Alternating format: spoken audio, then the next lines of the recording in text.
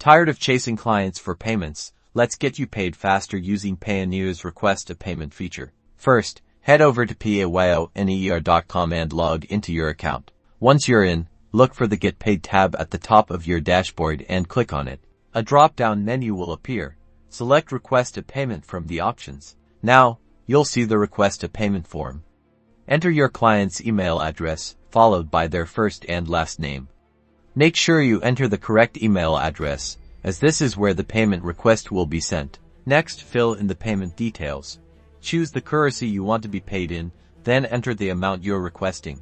In the description field, provide a clear and concise explanation of what the payment is for.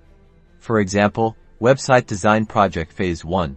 If you have an invoice or any supporting documents, you can upload them here by clicking on the Attach button. Finally, double-check all the information you've entered is correct, then click on the Request Payment button at the bottom of the form. You'll see a confirmation message that your payment request has been sent.